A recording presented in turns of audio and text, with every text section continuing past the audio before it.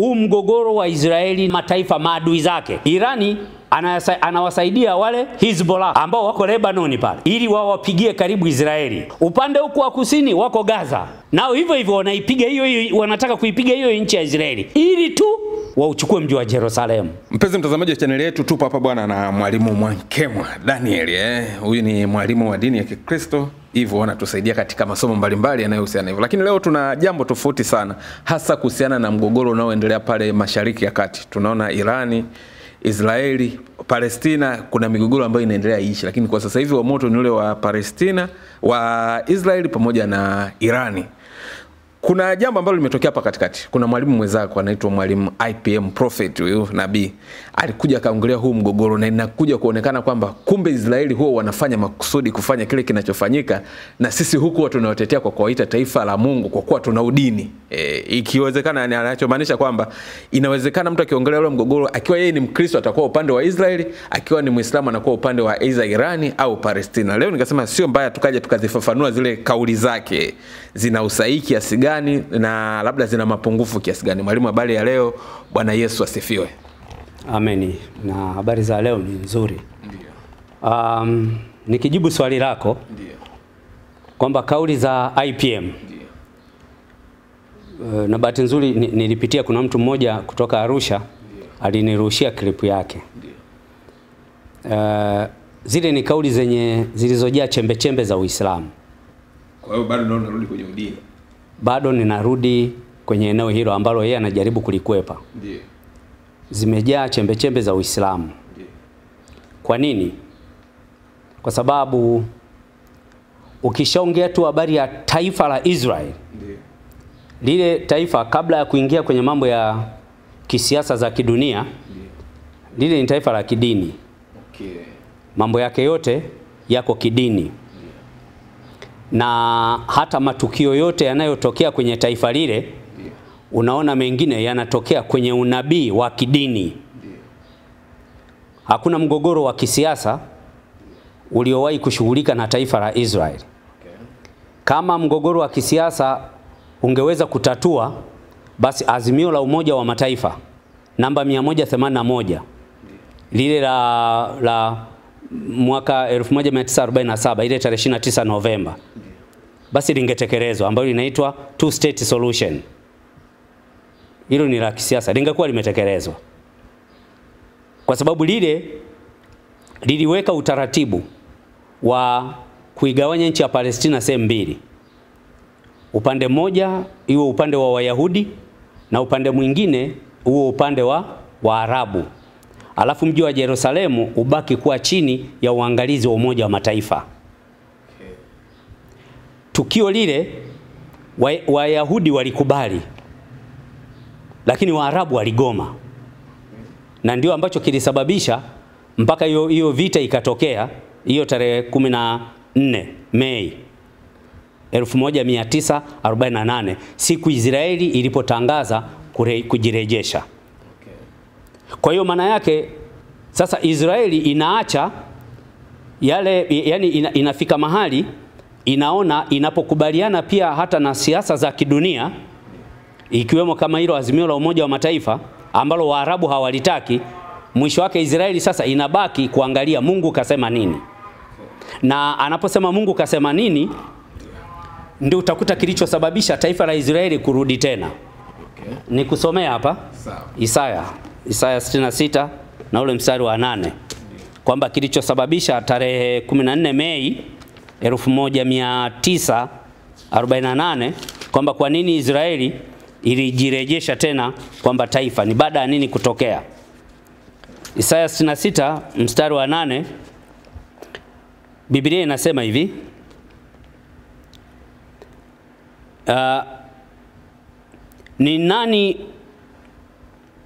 Ni nani aliyesikia neno kama hili?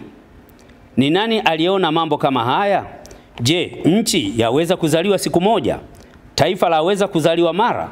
Maana Sayuni mara alipoona utungu alizaa watoto wake. Hii hapa, taifa laweza kuzaliwa mara. Ni kweli taifa lilizaliwa mara.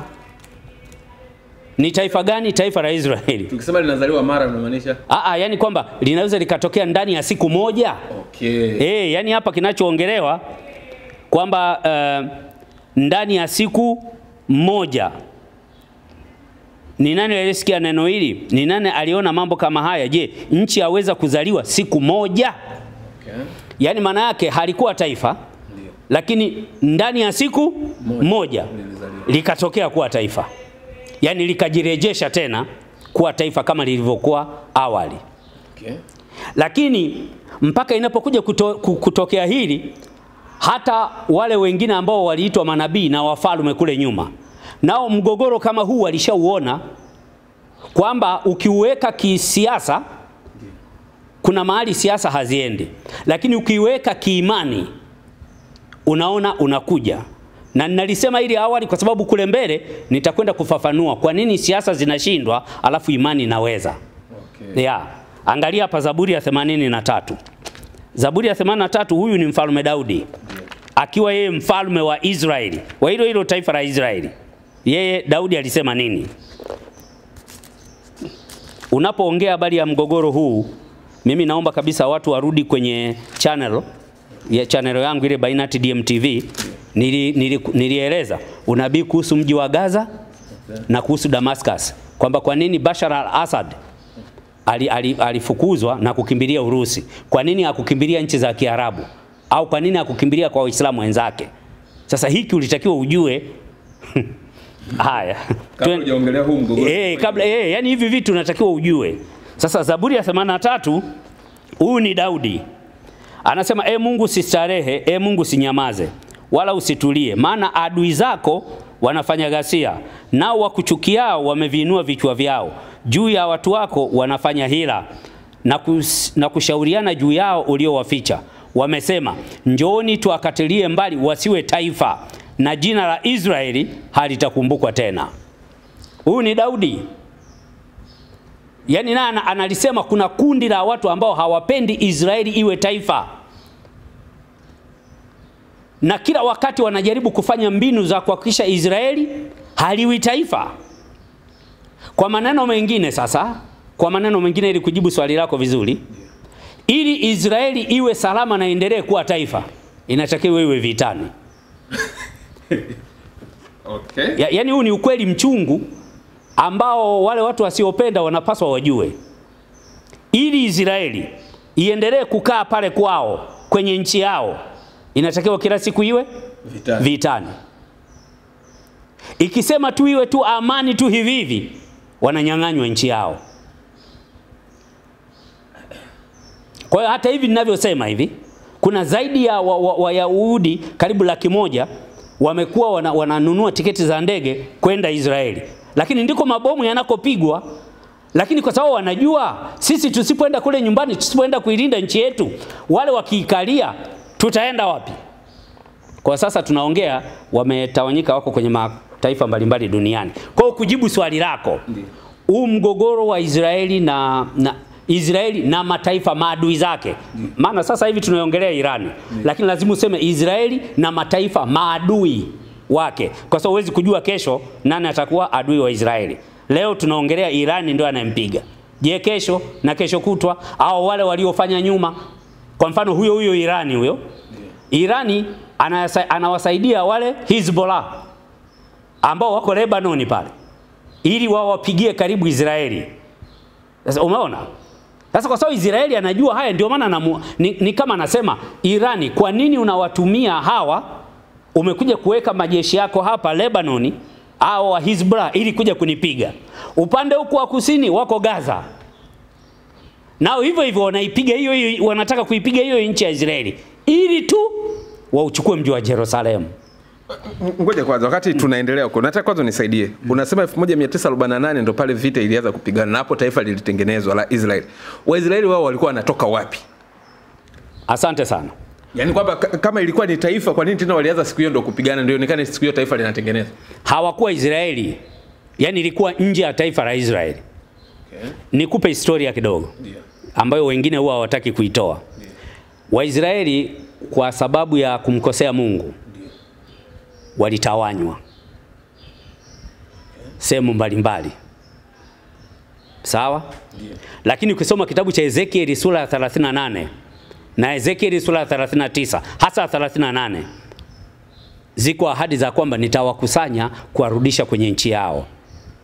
Na walipokuwa wanaondoka Israeli walikuwa mataifa mawili. Yani walikuwa yani kama tawala mbili. Ufalme wa kusini ambako kuna Yuda na ufalme wa Israeli. Tunakwenda sawa? Lakini kwenye unabii ule wa Ezekieli 38 unasema nitawaweka wote watakuwa chini ya mfalme mmoja au mtawala mmoja. Alafu baada hapo ninawaleta kwenye nchi yao. Sasa hii ninayoisema 1948 ulioiuliza. Kabla ya mwaka ule nimekuambia kulikuwa na two state solution ya Umoja wa Mataifa. Ile ya tarehe 29 Novemba namba 181. Ile iliwafanya Wayahudi walipokuwa nje ya taifa lao la Israeli walianzisha movement inayoitwa Zayoni. Ukisikiaga Uzayuni. Uzayuni ni kwamba ni Wayahudi wako nje ya nchi yao, lakini wakati huo wakiililia kwamba tunatamani siku moja turudi kwetu. Manake ni vile vizazi vimezaliwa huko vikiendelea, sasa baadaye ndo wanaanza kupata wazo kama kuna Mazayuni. Kwamba kuko kwetu, huku sio kwetu. Kwani walikuwa wapo kwenye taifa moja au wapo sehemu tofauti? Wako mataifa mbalimbali. Zionism ni harakati zinazounganisha wale wote Wayahudi walioko nchi mbalimbali, yani walioko Marekani, Uingereza, Ujerumani, Urusi, Hungaria huko, sijui Poland wapi, hao wote. Kwamba jamani, pamoja na kwamba tuko kwenye hizi nchi, huku sio kwetu. Ndio maana Umoja wa Mataifa ukataka kwamba nyinyi Wayahudi nyinyi, kwa sababu mnang'ang'ania mrudisho kwenye nchi yenu, lakini kule tayari wanakaa watu ambao ni Waarabu. Sasa tunafanyaje na nyinyi? Basi tuwape nchi ya Uganda.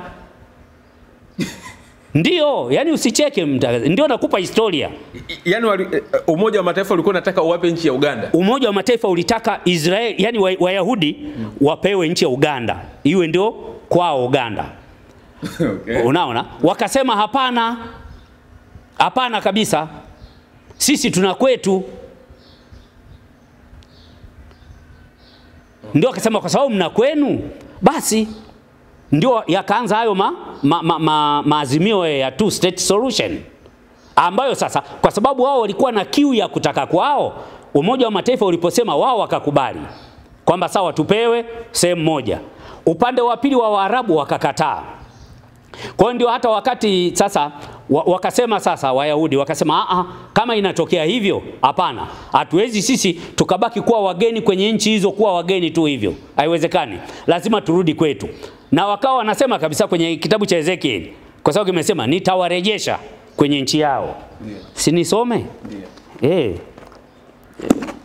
Naomba wewe unaniruhusu nisome kitabu cha Ezekieli ile sura ya 38. Kwa hatuongei mambo haya, yani unayaleta kishabiki bila kurudi kwenye uhalisia wa unabii wake kwamba haya mambo yanasemaje, kwa sababu ukifanya hivyo tu utajikuta kama umepewa kesi hii hutaiamua kwa haki, na wewe utaiamua kwa upendeleo. Kwa nini? Kwa sababu umesikiliza habari za upande mmoja, wala hujaenda na historia.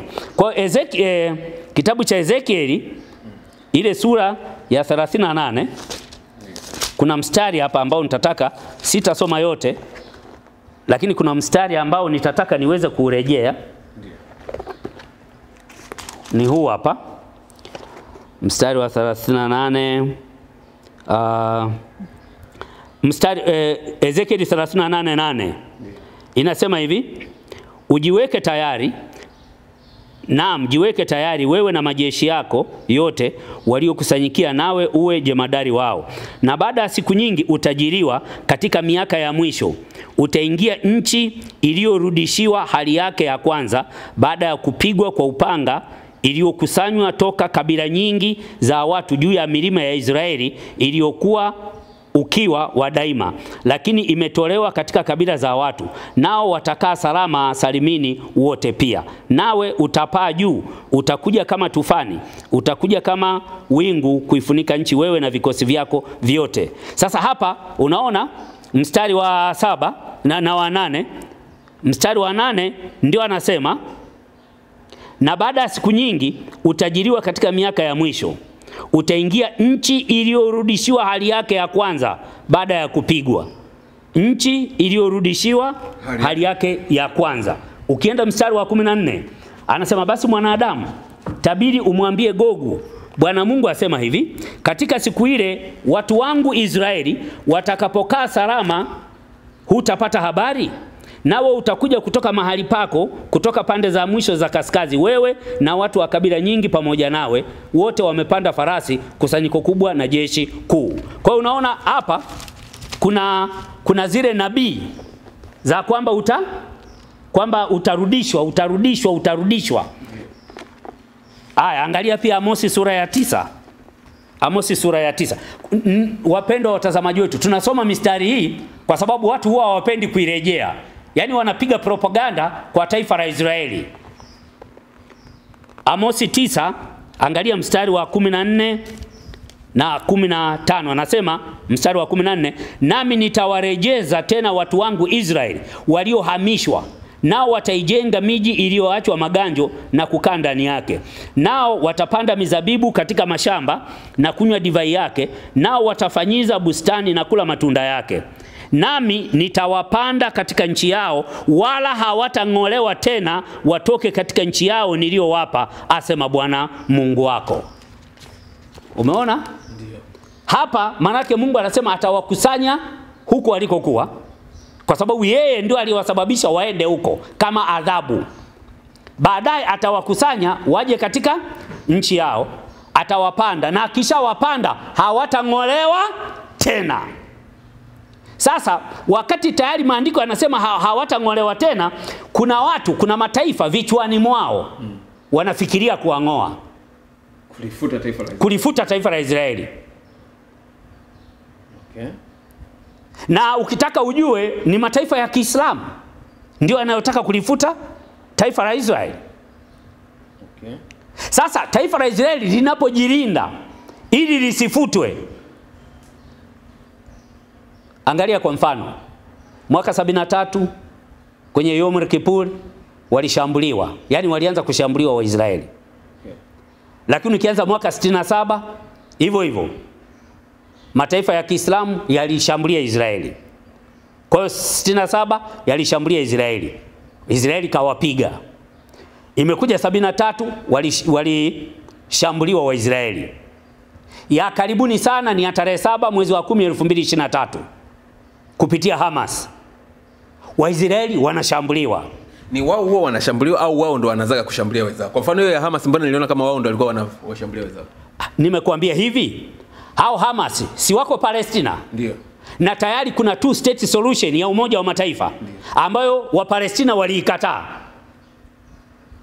Sasa wanapokataa, yani kwa mfano wa Palestina wangekubali ile two state solution, maana yake Wayahudi wangekuwa upande wao na wa Palestina wangekuwa upande wao. Kwa hiyo ina maana mpaka leo bado hawajagawanywa. Sasa hawajagawanywa Israeli sasa. Okay, hawajagawanywa. Kwa mfano wakati ule sasa wa Palestina kupitia Hamas wanawashambulia Israeli kwamba sio kama vile Umoja wa Mataifa inavyotaka kutugawanya, sisi tunataka chote. Okay. Sasa Israeli naye anauliza, mnatakaje chote? Sisi kwetu wapi? Tunakwenda sawa hapo? Ndio. Maana yake hata Umoja wa Mataifa sasa inashindwa, kwa sababu kama Umoja wa Mataifa iliweka lile suluhisho, alafu upande mmoja wamelikataa. Kwa hiyo wako pale wanaleta chokochoko kila siku. Ndio maana nao Wayahudi wanasema, lakini nyinyi tulishaahidiwa na Umoja wa Mataifa kwamba tugawanywe, lakini nyinyi mmekataa hapa. Na mnakataa wakati mnajua kabisa kwamba hapa tulipo hapa ni petu. Okay. Kwa hiyo ukisema au mtu mwingine akitokea akasema ni Waisraeli ndio waliokuwa na washambulia Gaza, kule Hamas Gaza, ndio maana Gaza wakajibu, atakuwa muongo. Yani anakuwa na sahau tu vita tu ndani, yani ambato hatulipotiwi tu wengine. Kwa sababu lengo la Hamas ni kutaka kuchukua mji wa Yerusalemu. Kwani sasa mji wa Yerusalemu kwa sasa hivi wa nani? Kwa sasa ndio umerudi mikononi mwa Wayahudi. Waisraeli waliambiwa ule mji ukae katikati, yani uwe wa wote, tuseme uwe chini ya Umoja wa Mataifa. Ni Waisraeli wao kama si wakorofu, kwa nini wameenda kuvamia mji wao? Asante sana. waliposema kwamba mji wa Yerusalemu kwamba uwe chini ya Umoja wa Mataifa. Sasa Umoja wa Mataifa sio dini. Kwa Wayahudi ule mji wa Yerusalemu ni mji wa kidini. Nikusomea hapa. Okay. Nikusomea Nyakati wa tusome kitabu cha Mambo ya Nyakati. Angalia hapa. Kwa nini tunasema hivyo? Nyakati wa pili sura ya 6, tuanzie ule mstari wa 5. Anasema hivi. Anasema, tangu siku ile nilipowatoa watu wangu katika nchi ya Misri, sikuchagua mji wowote wa kabila zote za Israeli ili kujenga nyumba jina langu liwe humo. Wala sikumchagua mtu yeyote awe mkuu juu ya watu wangu Israeli. Lakini nimeuchagua Yerusalemu jina langu liwe humo, na Daudi nimemchagua awe juu ya watu wangu Israeli. Umeona? Kwa hiyo unaiongelea Yerusalemu ambayo kwa Wayahudi ni mji wa kidini. Lakini kisiasa mji wa Israeli, mji mkuu ulikuwa Tel Aviv. Okay. Ndio baadaye miaka hivi karibuni ukahamishwa kutoka Tel Aviv na kuletwa wapi? Yerusalemu. Ili warudi kwenye hiki kilichoandikwa hapa. Sasa maandiko haya hayajaandikwa na Umoja wa Mataifa. Umoja wa Mataifa walijitahidi kuingilia ili kuwafahamisha na wengine kwamba jamani, tunajua kuna mgogoro. Nyinyi mnaotaka hapa, mnaotaka huu mji wa Israeli, kwa maana Palestina sasa wakati huo, lakini tumewawekea utaratibu.